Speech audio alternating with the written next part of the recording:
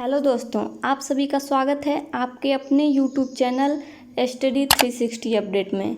दोस्तों देखिए, आज के इस वीडियो से हम इंडियन ज्योग्राफी के सभी इम्पॉर्टेंट क्वेश्चंस की टेस्ट सीरीज शुरू करने जा रहे हैं। तो ये वीडियो बहुत ही इंटरेस्टिंग होने वाली है और इंडियन ज्योग्राफी में हम बहुत सारे टॉपिक को कवर करेंगे। इसमें जितने भी टॉपिक आ जाते हैं, जैसे भारत की भौगोलिक स्थिति, पर्वत श्रेणियाँ, भारत के तट, नदी, बाँध, झील, दर्रे, मतलब सभी प्रश्नों को टेस्ट सीरीज में कवर किया जाएगा। तो इन टॉपिक के जो सभी इम्पोर्टेंट क्वेश्चन हैं इस टेस्ट सीरीज के अंदर कंप्लीट करने वाले हैं। तो एक एक करके आपको जो है सभी वीडियो मिलते रहेंगे और आज का जो वीडियो है उसमें हम भारत की भौगोलिक स्थिति से रिलेटेड सभी इम्पोर्टेंट क्वेश्चंस को डिस्कस करेंगे। तो चलिए बिना देर किए शुरू करते हैं आज का वीडियो। क्वेश्चन स्टार्ट करूं उससे पहले आप लोग को कुछ बता देना चाहती हूं। मुझे लगा कि आप लोग के लिए ये चीज़ें अच्छी साबित होंगी।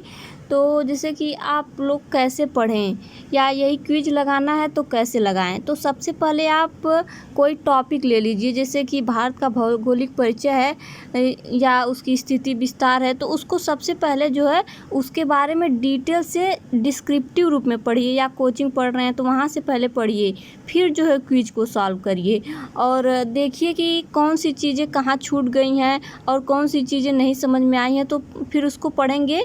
और जब आप इस तरह से पढ़ेंगे तो जो भी टॉपिक आप पढ़ेंगे वो एकदम क्लियर होता जाएगा और आपके माइंड में सेट हो जाएगा और परीक्षा में आप लोग ईजिली कर पाएंगे। और ये नहीं है कि डायरेक्ट क्विज लगाएं। जब आप डायरेक्ट क्विज लगाने लगेंगे और उस टॉपिक के बारे में नहीं पढ़े रहेंगे तो हो सकता है कि ऑलमोस्ट सारे क्वेश्चंस जो है वो गलत हों या कुछ गलत हों, तो आपको लगेगा कि इस टॉपिक से मुझे नहीं आ रहा है और आप वहीं पर थोड़ा सा डिमोटिवेट हो जाएंगे कि नहीं आ रहा है। तो इसलिए सबसे पहले जो भी टॉपिक से आप क्विज लगाएं तो उसको पहले पढ़ें। और एक बात और, ये नहीं कि थोड़ा सा पढ़ लिए थोड़ा सा दूसरा टॉपिक पढ़ लिए, ऐसा नहीं। जो भी टॉपिक लें उसको क्लियर और पूरा पढ़ें ताकि उससे भी जो भी बनने वाले प्रश्न हैं कम से कम उसको कर सकें। क्योंकि आजकल सभी लोग को पता है कि कंपटीशन इतना बढ़ गया है कि सिर्फ पढ़ना नहीं है, स्मार्टली पढ़ना है और उसको गेन भी करना है। तो दोस्तों उम्मीद है कि ये बातें अच्छी लगी होंगी और फिर तब चलिए आते हैं क्वेश्चन पर। इसमें आपका सबसे पहला प्रश्न है, प्राचीन भारतीय भौगोलिक मान्यता के अनुसार भारतवर्ष किस महाद्वीप का अंग था। तो इसमें आपका पहला है पुष्कर, दूसरा है जम्मू द्वीप, तीसरा है किच द्वीप और चौथा है आपका कुश द्वीप। तो इसका आंसर क्या हो जाएगा? दूसरा हो जाएगा आपका जम्मू द्वीप। और दूसरा प्रश्न है इसमें आपका, भारतीय मानक समय आधारित है। तो जो भारत का मानक समय है वो किससे आधारित होता है? देखिए, हर देश का एक मानक जो समय होता है तो वो किसी देशांतर से निर्धारित किया जाता है। तो भारत का जो है मानक समय जो है वो आपका किससे निर्धारित किया जाता है? आपका आंसर हो जाएगा तीसरा, 82°30 पूर्वी देशांतर। देखिए, आप लोग ये ध्यान रखिएगा कि 82 जो है पूर्वी देशांतर है, ना कि पश्चिमी देशांतर है। तो छोटी छोटी चीज़ें आप ध्यान रखिएगा। क्वेश्चन नंबर आपका 3 है, भारत का प्रामाणिक समय जो उस स्थान का प्रामाणिक समय है जो आधारित है। तो भारत का जो प्रामाणिक समय यानी कि भारत की जो समय का निर्धारण होता है वो कहाँ से होता है? तो इसमें आपका हो जाएगा तीसरा, इलाहाबाद के समीप नैनी के पास से होता है भारत के समय का निर्धारण। तो आगे है क्वेश्चन नंबर 4, इंडियन मानक समय और ग्रीनविच मीन टाइम्स में कितना अंतर है? तो ये जो है 5.5 घंटे का है। क्वेश्चन इसका आंसर हो जाएगा तीसरा। देखिए, जब आप लोग पूर्वी देशांतर में जाते हैं तो बढ़ता जाता है और ये देखिए ऊपर हम लोगों ने पढ़ा है कि 82.5 पूर्वी देशांतर है। तो इसको आप लोग जब निकालेंगे तो 5 घंटे 30 मिनट का अंतर आएगा। तो इसमें आपका तीसरा विकल्प सही हो जाएगा। क्वेश्चन नंबर 5 है, भारत की स्थलीय सीमा की लंबाई कितनी है? तो भारत की जो स्थलीय सीमा है उसकी लंबाई कितनी है? 15,200 किलोमीटर। आगे आपका है क्वेश्चन नंबर 6। देखिए ऊपर था कि भारत की स्थलीय सीमा की लंबाई कितनी है, और नीचे जो क्वेश्चन है द्वीप सहित भारत के तट रेखा की लंबाई कितनी है। तो इसका ऑप्शन आपका हो जाएगा ऑप्शन 3, 7,516.5 किलोमीटर। क्वेश्चन नंबर 7 देखेंगे, भारत की उत्तर से दक्षिण तक की लंबाई कितनी है। तो उत्तर से दक्षिण ऐसे जो है भारत की लंबाई कितनी है, तो ये हो जाएगा 3,214 किलोमीटर। आपका दूसरा आंसर सही हो जाएगा। फिर क्वेश्चन नंबर 8 है आपका कि भारत की पूर्व से पश्चिम लंबाई कितनी है। देखिए ऊपर पूछा था उत्तर से दक्षिण और यहाँ पर है पूर्व से पश्चिम। तो पूर्व से पश्चिम जो है 2,933 किलोमीटर है। और क्वेश्चन नंबर 9 है यहाँ पे, भारत के तट रेखा की लंबाई कितनी है। तो जो भारत के तट रेखा की लंबाई है वो 6100 किलोमीटर है। देखिए तट रेखा यानी कि ऐसे मैप है, तो ये जो पूरा है तट यहाँ से, तो इसकी लंबाई कितनी है, तो ये हो जाएगा 6100 किलोमीटर। आपका ऑप्शन ए सही हो जाएगा। और क्वेश्चन नंबर 10 है कि भारत का क्षेत्रफल विश्व के भौगोलिक क्षेत्रफल का कितना प्रतिशत है। तो जो भारत का क्षेत्रफल हो विश्व के भौगोलिक क्षेत्रफल का कितना परसेंट रखता है, तो हो जाएगा 2.4%। आपका दूसरा ऑप्शन सही हो जाएगा। क्वेश्चन नंबर 11 देखेंगे। आगे के जो 3 क्वेश्चन है बहुत महत्वपूर्ण होने वाले हैं। तो भारत की प्रादेशिक जल सीमा, जिसको टेरिटोरियल वाटर सी कहते हैं, वो जो समुद्र तट से कितने समुद्री मील दूर है। तो इसमें आपका पहला है 12 मील, दूसरा है 24 मील, तीसरा 111 मील और चौथा है 200 मील। तो इसमें आपका सही आंसर हो जाएगा पहला 12 मील। तो इसमें थोड़ा सा समझने वाली बात है। तो जैसे कि कोई भी देश है उसके जो मतलब उसके जो अगल बगल जो सागरीय क्षेत्र है या महासागरीय क्षेत्र है, तो वो जो कई भागों में बटा होता है। तो जैसे हम लोग भारत के परिप्रेक्ष्य में समझ लेते हैं। देखिए यहाँ पर जो है सबसे पहले जैसे भारत का जो एक तट है वो कटा फटा है, तो इसको मिलाने वाली एक रेखा होती है। तो इसको मिलाने वाली रेखा को कहते हैं बेस लाइन।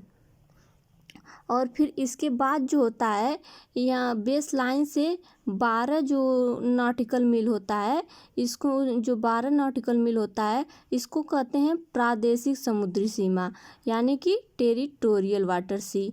और इसके बाद जो होता है प्रादेशिक जल सीमा यानी टेरिटोरियल वाटर सी से जो है 24 मील जो है ये आपका होता है संलग्न क्षेत्र, या जिसको कॉन्टेजियस जोन बोलते हैं। तो ये आपका संलग्न क्षेत्र हो गया। और संलग्न क्षेत्र से जो बाद है इसके बाद जो 200 नॉटिकल मील दूर है वो आपका हो गया अनन्य आर्थिक जोन, जिसको आप एक्सक्लूसिव जोन बोलते हैं, इकोनॉमिक जोन। तो देखिए इसमें जो सबसे पहले आपका है प्रादेशिक जो समुद्री सीमा है, इसमें जो 12 नॉटिकल मील तक है इस पे जो है उस देश का पूर्ण रूप से अधिकार होता है। और जो संलग्न क्षेत्र है जिसको कॉन्टेजियस जोन बोलते हैं, इसमें जो है जैसे इकोनॉमिकल राइट्स होते हैं, जैसे वित्तीय अधिकार होते हैं, जैसे कर वसूलने का अधिकार। तो कर वसूलने का जैसे यहाँ पे भारत का है, तो यहाँ पे जो कर वसूलने का अधिकार होगा वो भारत का होगा। इसके बाद जो है अनन्य आर्थिक जोन होता है, उसमें जैसे कि आप जो 200 नॉटिकल मील दूर होता है इसमें जैसे आप अनुसंधान कर सकते हैं, खनिज निर्माण कर सकते हैं, खनन कर सकते हैं, अपने नौसैनिक अड्डा स्थापित कर सकते हैं। तो ये जो हो गया आपका अनन्य आर्थिक जोन होता है। और इसके बाद का जो सागर होता है या सागरीय क्षेत्र होता है, वहाँ पर किसी का अधिकार नहीं होता है। वहाँ पर जो है सभी देशों का जो है समान रूप से अधिकार होता है। यहाँ पर मतलब कोई भी देश चाहे तो अपने जो भी कार्य कर सकते हैं, नौका ले जा सकते हैं, मतलब ये ओपन सी होता है, यहाँ पर किसी का अधिकार नहीं होता है। तो आशा है कि ये समझ में आ गया होगा आप लोग को। और नीचे इसी पे प्रश्न है तो उसको देखेंगे। 11 नंबर हम लोगों ने देख लिया था, अब 12 नंबर देखेंगे कि भारत का जो संलग्न क्षेत्र है यानी कॉन्टेजियस जोन जो है वो प्रादेशिक जल सीमा के कितने आगे, यानी प्रादेशिक जल सीमा से जो है संलग्न क्षेत्र कितनी दूरी पर है। तो ये आपका हो जाएगा 24 मील पर की दूरी पे है। क्वेश्चन नंबर 13 है, भारत का जो है एकांतिक आर्थिक क्षेत्र, जिसको बताया अनन्य आर्थिक क्षेत्र भी कहते हैं, यानी एक्सक्लूसिव इकोनॉमिक जोन, वो संलग्नक क्षेत्र के कितना है आगे, यानी कि जो अनन्य आर्थिक जोन है वो संलग्नक क्षेत्र से कितनी समुद्री मील दूर है, तो ये आपका हो जाएगा 200 मील। फिर क्वेश्चन नंबर 14 देखेंगे कि भारत में कितने राज्य समुद्र तट रेखा में है, यानी कि भारत के ऐसे कितने राज्य हैं जो समुद्री तट रेखा से लगे हुए हैं, तो ये आपका हो जाएगा 9। ये देखिए बहुत ही फेमस क्वेश्चन है, अक्सर पूछा जाता है, मतलब बहुत बार पूछा गया, लेकिन आज भी जो है बहुत बड़ी बड़ी पीसीएस तक की भी परीक्षाओं में पूछ लिया जाता है और बहुत छोटी छोटी भी परीक्षाओं में पूछ लिया जाता है। तो भारत के जो समुद्र तट से लगे हुए राज्य हैं वो 9 हैं। तो कौन कौन से हैं, तो यहाँ आप लोग ऐसे देखेंगे जब, तो यहाँ गुजरात से लेकर होगा तो फिर गुजरात हो जाएगा, फिर महाराष्ट्र है आपका, फिर गोवा है, फिर कर्नाटक है, फिर केरल है, फिर तमिलनाडु है, फिर आंध्र प्रदेश, इधर उड़ीसा, पश्चिम बंगाल। तो ऐसे करेंगे आप तो 9 राज्य आपके समुद्र तट रेखा से लगेंगे। फिर क्वेश्चन नंबर 15 है आपका, भारत में किस राज्य की समुद्र तट रेखा की लंबाई जो सबसे अधिक है, तो ये आपका हो जाएगा गुजरात की, जो गुजरात की तट रेखा है वो समुद्र तट से सबसे ज़्यादा लगी हुई है। फिर क्वेश्चन नंबर देखेंगे 16, जो कर्क रेखा है वो भारत के कितने राज्यों से होकर गुजरती है, तो ये देखिए आप लोग का 8 राज्यों से होकर गुजरती है। तो कौन कौन से राज्य हैं, एक देखिए ट्रिक है याद करने का कर्क रेखा का, तो वो है मित्र, पर, गमछा, झार। तो आपका मी से हो गया मिजोरम, फिर त्र से हो गया त्रिपुरा, और प से हो गया पश्चिम बंगाल, और र से हो गया राजस्थान, ग से हो गया आपका गुजरात, म से आपका हो गया मध्य प्रदेश, छ से आपका हो गया छत्तीसगढ़, और झार से हो गया आपका झारखंड। तो देखिए आपको इस तरह याद करने में आसानी रहेगी, मैंने बता दिया है, और आप वैसे भी याद कर सकते हैं। तो क्वेश्चन नंबर 17 है आपका कि भारत की जो है मुख्य भूमि का दक्षिणतम बिंदु क्या है, तो भारत की जो मुख्य भूमिका यहाँ पे पूछा है दक्षिणतम बिंदु, तो क्या हो जाएगा केप केमोरिन। और फिर आगे देखिएगा क्वेश्चन नंबर 18 है कि भारत के दक्षिण में सबसे दूरस्थ स्थान कौन सा है, तो देखिए ए हो जाएगा इंदिरा पॉइंट। देखिए यहाँ पे दोनों प्रश्न में है, थोड़ा सा आप लोग देखिएगा, यहाँ पे एक पूछा है कि भारत की मुख्य भूमिका दक्षिण बिंदु, और एक पूछा है भारत का दक्षिण बिंदु। तो देखिए यहाँ पे 2 स्थान, जब मुख्य भूमिका पूछेगा तो भारत का मुख्य भूमि जो है ये तमिलनाडु वाला हिस्सा हो जाएगा, तो यहाँ पे जो तमिलनाडु का केप केमोरिन हो जाएगा।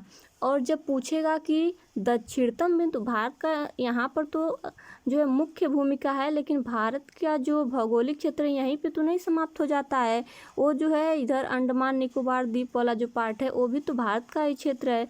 और जब दक्षिणतम पूछेगा तो अंडमान निकोबार द्वीप में जो स्थित है इंदिरा पॉइंट है, तो आपका जो दक्षिणतम पूछेगा तो वहाँ पे हो जाएगा इंदिरा पॉइंट, और जब मुख्य भूमिका पूछेगा तो तमिलनाडु का केप केमोरिन। तो ये क्वेश्चन नंबर 19 है, 10 डिग्री चैनल किसके बीच स्थित है, तो इसमें आपका दूसरा आंसर हो जाएगा ये जो है छोटा अंडमान और निकोबार के बीच स्थित है। फिर आगे आपका क्वेश्चन नंबर 20 है, इसी तरह की दक्कन पास किसके बीच स्थित है, तो ये आपका हो जाएगा आंसर हो जाएगा इसका तीसरा, ये जो है दक्षिणी अंडमान और छोटा अंडमान के बीच स्थित है, यानी कि ये जो है दक्षिणी अंडमान को छोटा अंडमान से अलग करता है। फिर जो है क्वेश्चन नंबर 21 है, देखिए बहुत ही बेसिक प्रश्न है, परीक्षा में पूछे या ना पूछे लेकिन ये सबको पता होना चाहिए, और पिछले जो है 1.5-2 सालों में इतनी बार जो है राज्य और केंद्र शासित प्रदेशों में चेंजेस आए हैं, इसलिए मैं ले ली हूँ। तो इसमें देखिए भारत में कितने राज्य हैं और कितने केंद्र शासित प्रदेश हैं, तो इसका देखिए हो जाएगा वर्तमान में जो 28 राज्य हैं और 8 जो हैं केंद्र शासित प्रदेश हैं। और देखिए सबसे पहले जब था तो 29 राज्य और 7 केंद्र शासित प्रदेश थे। फिर जो है जम्मू कश्मीर को जो है 2 भागों में केंद्र शासित प्रदेश बनाया गया, एक जम्मू कश्मीर दूसरा लद्दाख बनाया गया। तो फिर जो है उसके बाद जो हो गए आपके 7 से 28 राज्य हो गए और 28 राज्य हो गए और 9 केंद्र शासित प्रदेश हो गए। फिर इसके बाद जो हुआ कि वर्तमान में 28 राज्य तो हैं और ये जो हैं 8 जो है केंद्र शासित प्रदेश हो गए हैं, क्योंकि जो दादर नागर हवेली है और जो दमन दीव है उन दोनों को मिला दिया गया है, तो ये हो गए 8। तो इस क्या सही हो जाएगा, 28 राज्य और 8 केंद्र शासित प्रदेश। आगे देखिए है गारो खासी जयंतिया जो पहाड़ी है, जो गारो जो पूर्वोत्तर भारत में पड़ती है, तो गारो खासी जयंतिया जो है वो मतलब संरचना और उत्पत्ति की दृष्टि से मतलब किसका भाग है, तो ये आपका हो जाएगा प्रायद्वीपीय पठार का भाग है। क्वेश्चन नंबर 23 है आपका, श्रीलंका को भारत से पृथक करता है, तो ये आपका हो जाएगा चौथा ऑप्शन मन्नार की खाड़ी।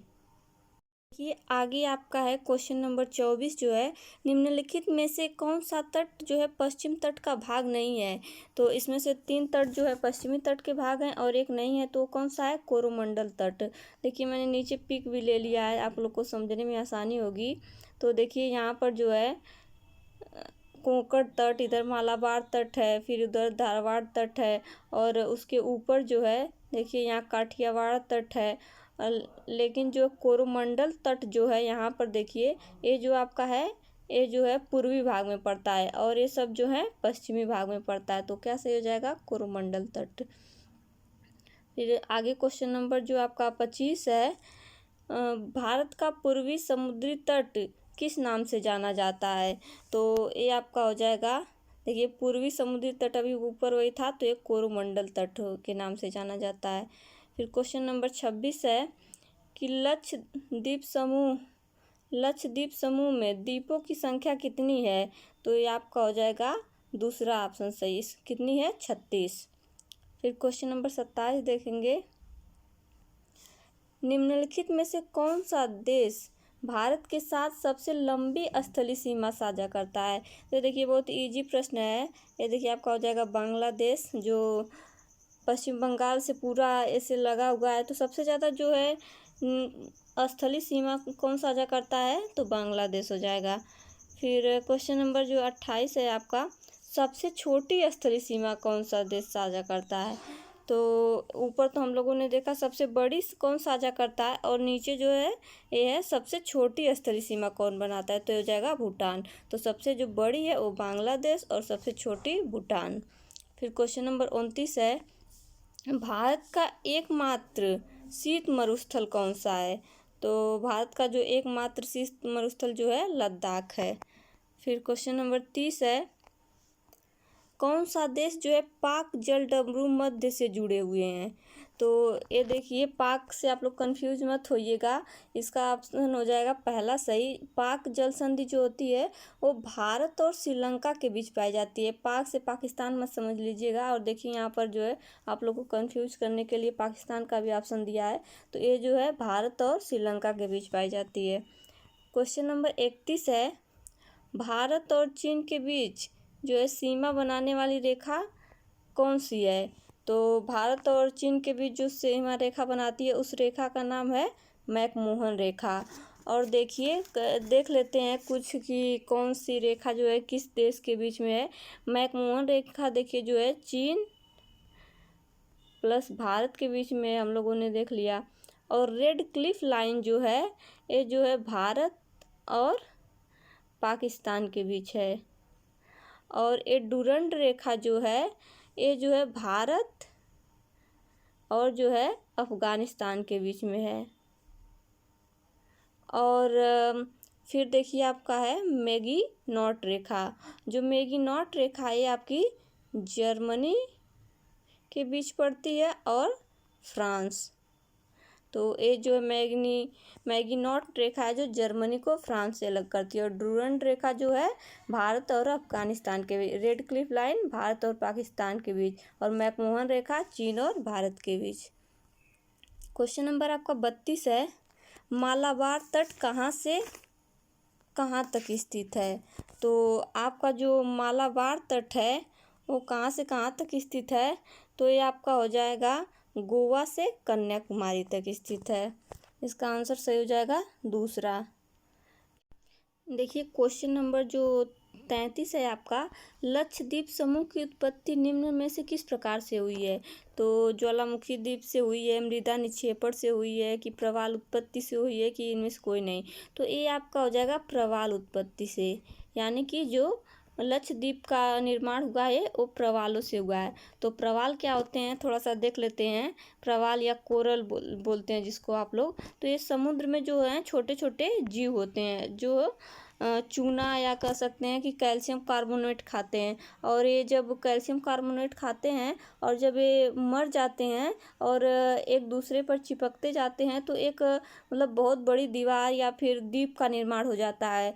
तो इसे कहते हैं प्रवाल द्वीप। तो लक्षद्वीप जो है उसी का उदाहरण है। इसका भी निर्माण जो है प्रवालों के जमा होने से हुआ है। तो लक्षद्वीप किसका उदाहरण है? प्रवाल उत्पत्ति से हुआ है।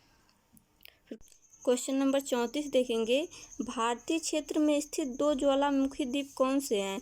तो भारत में क्षेत्र में दो ज्वालामुखी द्वीप स्थित है। तो इसका आंसर हो जाएगा तीसरा, बैरन द्वीप और नारकोंडम द्वीप। और फिर क्वेश्चन नंबर 35 है, देखिए भारत का क्षेत्रफल कितना है? तो भारत का जो क्षेत्रफल है वो जो है 32,87,263 वर्ग किलोमीटर। तो इसका हो जाएगा तीसरा ऑप्शन सही। फिर क्वेश्चन नंबर 36 है, देखिए इसमें कई तथ्य दिए गए हैं और इसमें से पूछा कि कौन सा सही है। तो देखते हैं। इसमें पहला ये आपका है, असम की सीमा बांग्लादेश और भूटान से मिली हुई है। तो सही है। पश्चिम बंगाल की सीमा भूटान तथा नेपाल से मिली हुई, ये भी सही है। मिजोरम की सीमा जो है बांग्लादेश और म्यांमार से मिली हुई है। तो ये भी सही है। तो ऑप्शन आपका ए हो जाएगा, ए बी सी तीनों सही हैं। फिर क्वेश्चन नंबर 37 देखेंगे, कोरी निवेशिका यानी कोरी क्रीक, कोरी निवेशिका यानी कोरी क्रीक जिस पर स्थित है वह है। तो कोरी निवेशिका द्वीप जो कोरी निवेशिका है वो किस पर स्थित है? तो आपका यह हो जाएगा कच्छ का लिटिल रन। इसका जो ऑप्शन तीसरा सही हो जाएगा। फिर क्वेश्चन नंबर 38 देखेंगे, विश्व की 2.4% क्षेत्रफल में भारत विश्व की कितने प्रतिशत जनसंख्या का पोषण करता है? यानी कि भारत जो है विश्व के कुल क्षेत्रफल का तो 2.4% रखता है, लेकिन जो है वो विश्व यहाँ पर यानी कितनी जनसंख्या निवास करती है, विश्व की कितनी प्रतिशत जनसंख्या निवास करती है? तो ये हो जाएगा 17.5%, यानी कि तीसरा ऑप्शन सही हो जाएगा। फिर क्वेश्चन नंबर 39 है, पाकिस्तान की सीमाओं से लगे भारतीय राज्य और केंद्र शासित प्रदेश कौन से हैं? तो इसमें आपका है पहला देखते हैं कौन कौन से हैं। तो गुजरात, जम्मू कश्मीर, पंजाब, राजस्थान। देखिए अगर ये पुराना क्वेश्चन शायद रहता तो सही हो जाता, लेकिन वर्तमान में के अनुसार जो है स्थिति चेंज हो गई है। तो इसका जो ऑप्शन कौन सा सही हो जाएगा? तीसरा, यानी कि गुजरात, पंजाब, राजस्थान, ये तीन तो थे ही पहले से। और यहाँ पर देखिए जम्मू कश्मीर और लद्दाख, ये दोनों दो जो है केंद्र शासित प्रदेश हो गए और ये 3 राज्य हो गए। फिर क्वेश्चन नंबर 40 है कि सैडल पीक जो कहाँ स्थित है? तो ये आपका है उत्तरी अंडमान में है और जो अंडमान निकोबार की सबसे ऊंची चोटी है। तो ये जो है उत्तरी अंडमान में स्थित है। आप लोग कमेंट करके बताइए जो अंडमान निकोबार द्वीप की राजधानी है वो कहाँ पर स्थित है। क्वेश्चन नंबर 41 है, पश्चिमी घाट है तो ये क्या है? पर्वत है कि पठारों का कगार है कि पठार है कि पहाड़ियाँ हैं? तो इसका आंसर हो जाएगा दूसरा, ये जो है पठारों का कगार है। फिर क्वेश्चन नंबर 42 देखेंगे, इसमें जो है कई तथ्य दिए गए हैं और पूछा इसमें कौन सा कथन सत्य है। तो इसमें पहला आपका भारत पूर्णतया उत्तरी गोलार्ध में स्थित है। तो ये तो सही बात है, भारत पूर्णतया जो उत्तरी गोलार्ध में स्थित है। भारत की आकृति जो है चतुष्कोणीय है, तो ये भी सही हो गया। क्षेत्रफल की दृष्टि से भारत विश्व में 7वें और जनसंख्या की दृष्टि से दूसरे स्थान पर है, तो ये भी सही है। तो हो जाएगा उपयुक्त सभी कथन सत्य हैं। अगला आपका है क्वेश्चन नंबर 43। निम्नलिखित में से कौन सा कथन असत्य है, यानी कि इसमें कौन सही नहीं है। तो असत्य देखिएगा ध्यान से, कभी कभी ये भी एक बहुत बड़ा फैक्टर होता है सत्य असत्य का। कभी कभी हम लोग एग्जाम में भी सही से नहीं देखते हैं और क्वेश्चन गलत हो जाता है। तो इसमें आपका सबसे पहला है भारत का क्षेत्रफल जो है 29.3% भाग जो भारत के क्षेत्रफल का वो पर्वतीय है, तो ये सही है। फिर दूसरा है भारत के क्षेत्रफल का 27.7% जो भाग है वो पठारी है, तो ये भी सही है। फिर तीसरा ऑप्शन है भारत के क्षेत्रफल का 48% भाग जो है मैदानी है। तो फिर चौथा विकल्प आपका है भारत का अक्षांशीय विस्तार 8.4 उत्तरी अक्षांश से 36.6 उत्तरी अक्षांश है, तो ये भी सही है। तो इसमें गलत कौन सा है, तो तीसरा गलत है। तीसरा गलत है, तो यही आपका सही आंसर हो जाएगा। देखिए भारत के क्षेत्रफल का 48% भाग मैदानी नहीं है, बल्कि जो है 43% भाग मैदानी है, तो ये तीसरा ऑप्शन आपका सही हो जाएगा। फिर क्वेश्चन नंबर 44 है न्यू मूर द्वीप जो एक किन दो देशों के बीच जो है विवाद का कारण है। तो जो न्यू मूर द्वीप है वो किन दो देशों के बीच विवाद का कारण है, तो भारत और बांग्लादेश के बीच, तो इसका ऑप्शन दूसरा सही हो जाएगा। देखिए क्वेश्चन नंबर 45 है निम्नलिखित में से कौन सा कथन असत्य है। तो इसमें आपका पहला है भारत की स्थल सीमा की लंबाई जो है 15,200 किलोमीटर है, तो ये सही आपका ऊपर हम लोगों ने पढ़ा है। फिर दूसरा है भारत की मुख्य स्थलखंड की समुद्री सीमा की लंबाई जो है 6100 किलोमीटर है, ये भी सही है। तीसरा है आपका भारत का देशांतरी विस्तार 68.7 से 97.25 पूर्वी देशांतर तक है, ये भी सही है। तो लास्ट वाला गलत है, तो इसमें अब देख लेते हैं कहाँ पे क्या गलत है। तो देखिए यहाँ पे भारत के मुख्य स्थलखंड का अक्षांशीय विस्तार 6.4 उत्तरी अक्षांश से 37.6 उत्तरी अक्षांश तक है।